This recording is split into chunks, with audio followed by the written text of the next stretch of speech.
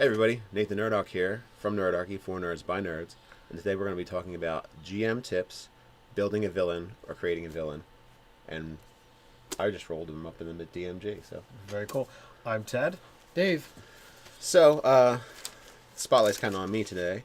I pretty much am using. I made a campaign, and because I felt like the DMG has so many good charts in it, I just wanted to roll it up and see what was going on. So you made what I could get out of it. You made a random villain, just going down the charts. Yeah, we did one where I did a random NPC. That was just like normal guy wearing rags and stuff. So this time I rolled up a villain and rolled up him as an NPC together to kind of see like his personality stuff. So. So what is interesting about this guy? Well, what turned out to be interesting was I didn't have a clue what I was going to do with him, just from the first roll. And the first roll is, kind of what's his villainous scheme. So let me ask you a question real quick. Okay. Did you already have a game set up to play before you started making the character? I knew people wanted to play, but I rolled this character up before you essentially had a group. Before I had a group, yeah. So there you go, right? Nate the Nerdarchy just breathed the game into existence for you guys out there who are having trouble finding a game to get into. He's like, I'm going to make this guy. And then he's like, I have this guy. This guy must exist somewhere. I need a group. And boom, D&D group. It happened. So, I mean, now we already have a D&D group, more like the Nerdarchy Saturday Night kind of group. But I felt like there was enough people I knew that were interested that are really new. Some of them haven't even played D&D at all. In fact, 4 of them are newbies. Only one of them played 3.5. So they're all new to 5th. And they had a really good time, and it was a really easy thing. Except, I mean, you got the classic, what dice, what die do I roll? Like, well, the 20. No, the 20 again. Yeah, keep rolling the 20 until I say roll this D8 or something. So you have that, but that's like with every new player. Monday I was in a game with a different group as well, and there was a newer guy there. And he was asking about the dice. I'm like, look, dude, whenever in doubt, grab the D20. And then go from there. Yeah, you only be wrong like 15-20% of the time. So I rolled up the villain. So what's his evil scheme? His evil scheme is immortality. And so is it a problem with being immortal, or is it he wants to be immortal? Well, he wants to be immortal. And at this point, it's the only thing I've rolled, so I have no clue why he wants to be immortal. But he becomes immortal by stealing planier creatures' essence. Really interesting. That is pretty interesting. And that's very specific. That's not like, he just kind of like found some book somewhere. It's more intricate than that. So, in your game right now, would you consider Aasimars and Tieflings planier creatures? Yes, and I actually have an Aasimar and a Tiefling. An Aasimar sorceress and a Tiefling bard in the campaign. Oh, nice. It's very convenient that they picked that. How did they pick those? How did they come up with those of all the things? One of them's not even in the player's handbook. Oh, well, I made it available to them because I had the DMG, being that I rolled the guy up. I had the DMG and I said, hey, we were going through. She's kind of like, well, maybe I want to be an elf or, this or that or a sorceress. And it's like, well... And I said, well, you can also choose the Aasimar, because they only had the PHB available to them at the time. Right. I said, well, there's other races and sub-races. So she said, oh, the Eladrin sounded really cool. And then she went further and said, well, no, I like the Aasimar, because she wanted to be kind of like haughty and arrogant, but not like elf arrogant. Right. So I was like, well, why don't you just be a noble as well? So her backstory is pretty cool. But I mean, we can get into that later when developing characters' backstories or PCs out of thin air or something. So you've got this villain who can suck the life out of extraplanar creatures. Yes, he steals their essence from somehow. His method for like mayhem, kind of like what he's known for doing. Sometimes his MO. Yeah, his MO is summoning monsters. I was like, all right, this is getting pretty close to deciding his class. Like I can't. Yeah. I'm not going to be able to get out. Is he a conjurer or a necromancer? I didn't choose yet. So all I've got is these 2 pieces of information. It really sounds like a conjurer to me. Yeah, doesn't it? I mean, that's kind of like the, sure, you can summon undead, but summoning monsters in addition to actually seeking out planier creatures, that just screams conjurer. And it did for me too. I was like, well, I'm thinking I know what he's going to be as his classes. So that's his magical mayhem. His summoning monsters. I wonder what 11 is. I have to actually check the chart. You just wrote down the numbers? Yeah, magical mayhem is just not being is not descriptive enough. What's going on here? What is that? The nice thing is you can just go back and not be like, where did I get that? Where did I get that from? So, yeah, and this way, like, by not going with the necromancer, if you go down that route, it's less cliche, because everyone does the necromancer. Yeah, the necromancer's the evil guy. What a surprise. Yeah, the only way you can go any further from being the necromancer is if you go with the diviner. Yeah, well, diviner, Really good at the ultimate bad guy. Am I not finding this properly? Oh, whatever. Here, Ted, could you find that for me? So, what else you got going on there? Okay, so he has a villainous weakness, which it was kind of he's vulnerable to a special type of weapon. Oh. Now, I've linked how he deals with planar creatures and steals their essence with that special weapon, and just because I was like, well, what kind of special weapon? I was like, I don't want it to just be some kind of magic sword. No, like a metal or something, or an element or something that he uses in the ritual to extract the essence from planar creatures. Maybe makes him vulnerable to it. Yes. So now that he's been immortal for a while. He isn't trying to get immortality. He has it. Right. It's trying to maintain it. He's trying to maintain it for his like for the his Disney purposes. movie Tangle. Have you seen the Disney movie Tangle? Yeah. Like he'll steal babies and keep them in towers. Yeah. To keep taking some of the hair. Yeah. So for him, he drains the planar creatures, and then he instills that energy inside him. Does he keep he when he needs another reboot, he goes to the refrigerator and pulls out a jar?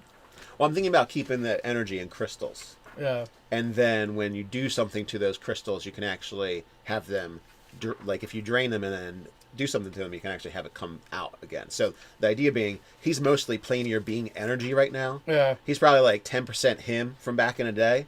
So when you hit him with this stuff, it's going to seriously hurt him. Even being around a crystal that would drain energy is going to hurt him more. Oh, so maybe it's actually a certain kind of crystal. Yeah. So, I mean, he's got like this kind of like apparatus, steampunky kind of thing that he's going to be wearing that he inserts the crystals into. Uh-huh. And then it's like battery, like, oh, I need a new battery, stick it in. And then, he has his minions do that. But, So has he surfaced yet in your campaign? No. Not directly. Surfaced? Well, their first encounters were with different elemental little mephits, like really like piddly things, trying to kill them because they're loose. And so just to touch back, your villainous method, you rolled the magical mayhem, and then you roll magical mayhem. Then you roll the sub chart of, well, how does he go about causing that magical mayhem, and that's where you get he summons monsters. So I wrote it in reverse, and that's why I was like, where's the magical mayhem from? Yes, it's from the villain's methods. Yeah. So that's his method, is summoning monsters. So were these methods summoned by him? Not directly. And that's what's kind of like, I'm using the theme of summon monsters because in this case they haven't found out yet, but they're going towards a mountain that's kind of a little hub, like a ley line kind of hub kind of feel to it, where there's better magical energy there. And one of his minions has like his like mini guys, like really low on the totem pole, conjurers, is making basically a funnel for this magical energy that's going to charge these crystals, and then he's going to ship those crystals off to where his boss wants them.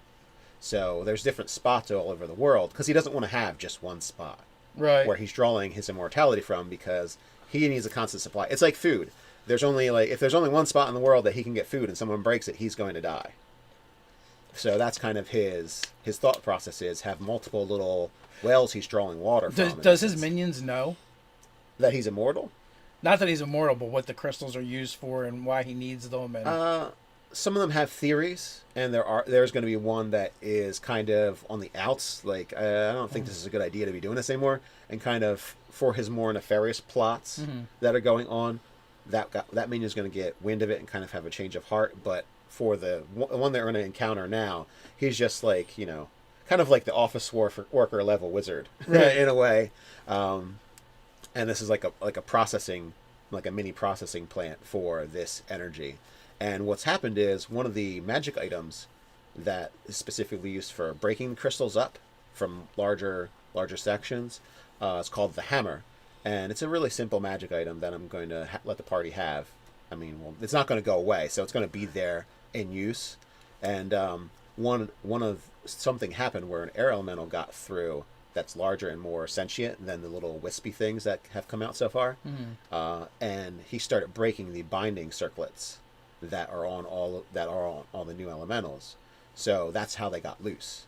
And the water ones went into the stream, which went down to the lake, which is where all the water from the town comes from. So one of the half-orc got attacked in the bath. Nice. And one of the part of the entertainment of the inn burnt down. The entertainment room and feast area for the inn got burnt down because some of the fire. That never happened in one of my games. Some of the woods were were drawn from were taken from the mountain by the lumberjacks, had these summoned creatures in it, and so the log that's on fire got up and started walking around. Yeah, pretty much like a flaming marionette doll kind of thing. So they had to deal with fire elementals, and they burnt down that section of the inn. His game gets to burn down inns too. Apparently, just one section. All the living quarters were stone because it's from like an ancient settlement. So, and the noblewoman who got relocated by her family because she's a throwback Azamar and a human, like her parents are human in this case because she's a sorceress. So she's a planar celestial, kind of like bloodline, but it pops up every once in a while because technically her house is ancient, so they're all kind of like, eventually, you eventually marry your like fifth cousin, but you didn't know kind of thing. So by being Azamar, she's kind of inbred. That's what I heard. Well, it's that kind of thing like how you can get it's like how you can have a tall kid with two shorter parents. They both have the the ability to. You don't have to explain genetics. I'm not talking about the genetics. I'm talking like she's an outcast because she's not human. At Azoria, which is the city, the inn, like there's the port city. They're at Stationton, which is like on the merchant circuit for this area. Wait a minute, I think we're going to do another video. Yeah, we got to. Topic. Yeah, okay. So get the villain. Too distracted. Okay, so the villain. So that was just his general villainy I rolled up, and then I was like, well, I'm going to roll him up, see what he is. So I decided to make him lawful evil, because I feel like he had to have that meticulous and like order to him, but he's also evil because he doesn't care. I mean, a celestial in the bin to drain for the life force probably tastes better than some other things. So maybe he wants something besides elementals and other things like that. So he doesn't have an issue with taking life. He wants what he wants. He's going to get it whatever it takes. His appearance, he happens to be missing two of his fingers. So this was all. Is that something that comes up on the table? Yeah. Missing some fingers? Yeah. And appearance, like. All right, so we go with appearance. So that means you rolled missing fingers. That was a number 8. So essentially, he used to do it with demons, but one of them bit off some of his fingers. He's like, you know what? Elementals just don't bite as much, so I'm going to go with those. And I'm going to get one of those thing longers, so I don't have to touch these things. So he likes to use poles to do his work rather than up close and personal. He has a high strength and a low wisdom, so he's actually going to be physically strong. So he's kind of, for a wizard, he's also kind of buff, beefy. So he has that intimidating presence to him, right? Even though he's going to be like a massive guy. And then you can you can always determine too whether that's a side effect of eating planier beings, or it's a side effect of him just being buff. Yeah, and of course the low wisdom totally makes sense since he's eating other creatures. He's playing with things he shouldn't be. Yeah, oh yeah. He's going down that I have the intelligence to do this and I'm going to do it, but I probably have not thought, should I? Should I? Yeah. Then he has He has a talent, huh? Yes, his talent is that he speaks several languages fluently. Ooh.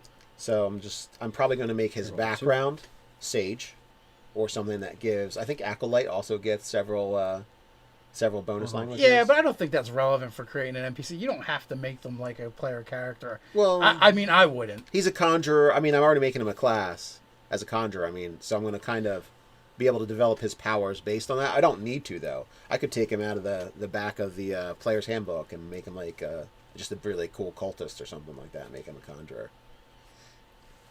So he paces. Oh, I wonder if we know anybody that does that. His interaction trait is suspicious. So he's off the bat. He's basically, while he isn't wise, he's suspect of everybody. So he just goes with the blanket, I distrust everyone. Well, you don't have to be wise to be paranoid. Well, I mean, there's like intuitive. He doesn't have that intuition. So he's been burned a few times, so he just starts with suspecting everybody. And then you have to earn his trust from there. Makes sense. His ideal is respect and retribution. So basically, he expects respect, and he'll also respect even his enemies. But that if that respect is broken, then there's some kind of calling of accounts on it. Okay. And his bonds is he's captivated by a romantic interest. That romantic interest is currently in stasis right now and dead, and has been for several hundred years. Oh, you started doing the Mr. Freeze. Has been for several hundred years. Is it Mr. Freeze or Dr. Freeze? Mr. Freeze. I don't know. How many years? I don't know. So he's got like this kind of something happened tragic in his life, and he's been trying to reclaim it ever since, and it happens to involve a woman. Okay. And then he has possession of forbidden lore. Obviously. So this is one of the NPCs I rolled up. I rolled up about 8 because I'd said I don't want to be kind of like pigeonholed into like, how did I roll up this lawful good guy for this NPC, for this guy? So I went with I rolled up 8 NPCs that I was going to have in the world somewhere, and just because it's for inspiration, it's not like you must do this. Right. Absolutely. So I rolled up about 8 to 10 NPCs, and I said, this guy really fits my villain. I'm going to stick him in, and now he's the villain. So that's all I did. And if you don't want him to have missing fingers, don't make him like to wear nice clothes or something. But it's a starting point, and that because you can't say yes or no to nothing. So if you have no idea at all, you can't say, well, do I want this or not? Well, you don't have an idea yet. But if you say, I don't want his appearance to be scraggly and in rags, I want him to look nice. Well, you've made a decision towards your character. Right. So that's kind of, I see it as best for just saying, a starting point to springboard your own idea and creativity, rather than a you must do this that you rolled. I agree completely. I think that these charts are when you're stuck, you don't have an idea of what you want to do, you make that roll, and similar to that whole thing of, well, I made the roll, I don't like the result. Well, then either re-roll or just pick. Right. Yeah. I mean, if nothing else, it starts eliminating options that you're not interested in. Yeah, and it starts leading you down the trail of having a finished villain. And in this case, I just kept it as is because I wanted to show how good the DMG charts are, and that you can really just literally roll with it and go with what you get. And if you're not, fond of that, you can at least just say, okay, well, I'm going to go through this process building this villain, and you just pick everything that you think is going to fit, and just follow that line. Okay, well, this is his mannerisms, this is his appearance, this is his bond, this is his flaws, and just pick it all without having to roll. Just pick. Oh yeah, it gives you a good fill in the blank feel. No way, Ted. There's numbers you can't possibly pick. You must. I can. Well, I like pretty much every chart says these are some. If you don't have an idea of what you want to do, here are some suggestions, and here's a convenient number system that equates to one of our dice that we use in the game. So it's the same thing with criminal. Yeah. They've got 8, but they say right at the top, if you can't, pick what your specialty is, or if you feel like rolling, just roll. Yeah, and that's the funny thing about that series of charts. You're using a D20, you're using a D8, you're using a D6, you're using a D12, you're using a D10. Do you think they said, "Hey, which die haven't we used yet? Let's stick that in there"? Well, I think so. I think that's got to be what they've done. No offense, but I think the DMG. Sorry, I totally put it on silent. We're gonna slay you, Nate. Put your comments below. I think the DMG has a blast. You think the DMG has what? Good question. Oh, it's got all that chart, but immortality, it's got 4 selections. That's just not enough. It uses that D4. But again, when you... But that's a subchart after you roll a larger number for however many different times. So what you really need is a subchart for each of the subcharts? Well, I mean, you could in fact do that if you wanted to, or you could just say, hey, I rolled immortality, so I'm just going to go with that, and I'm going to be like, well, how many different ways do I think of that you could become immortal? And then you can just go from there rather than, following the chart or all the way. Now I'm going to have to go back and check and see what the other 3 ways of becoming immortal are. So, So with that, thanks for sharing your NPC. That was pretty cool. Oh, I had a lot of fun rolling it up. And that sounds like it's going to be a great campaign for those guys, which we're going to talk about in another video for Game Master Tips. So with that, you guys can like, comment, subscribe, and share. Check us out on nerdarchy.com. You can also join us on the conversation on Reddit. So until next time, stay nerdy.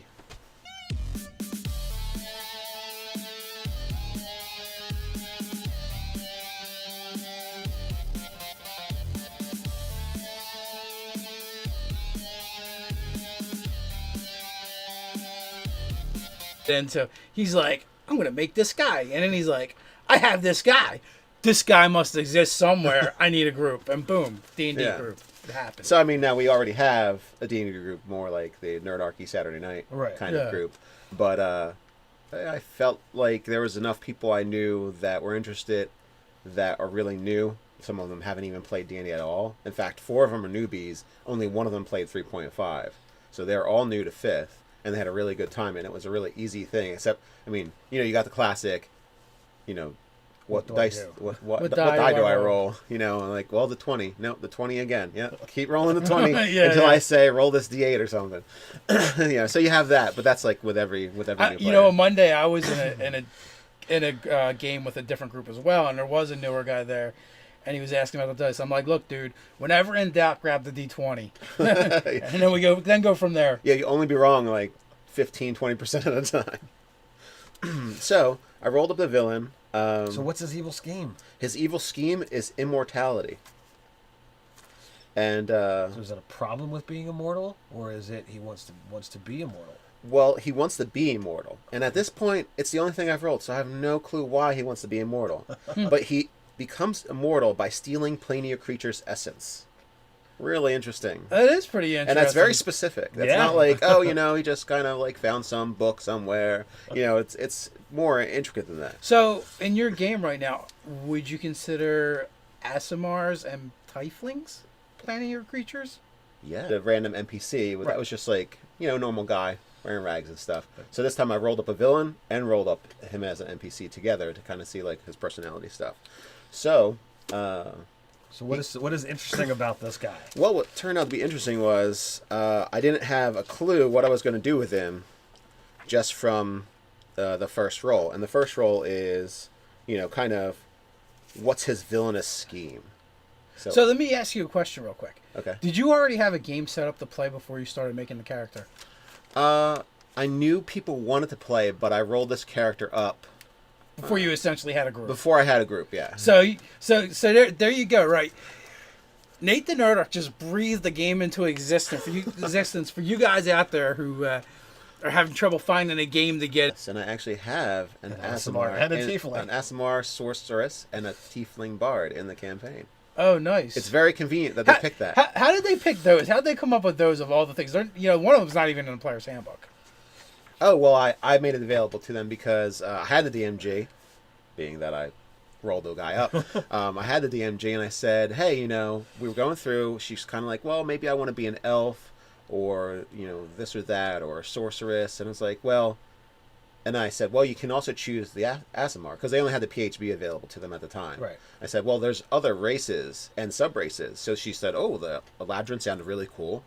And then she went further and said, well, no, I like the Aasimar because she wanted to be kind of like haughty and arrogant, but not like elf. Hey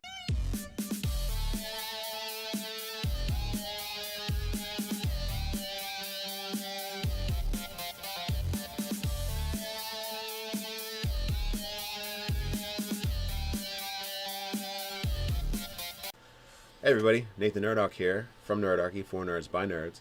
And today we're going to be talking about GM tips, building a villain or creating a villain. And I just rolled them up in the DMG. So very cool. I'm Ted. Dave. So, spotlight's kind of on me today.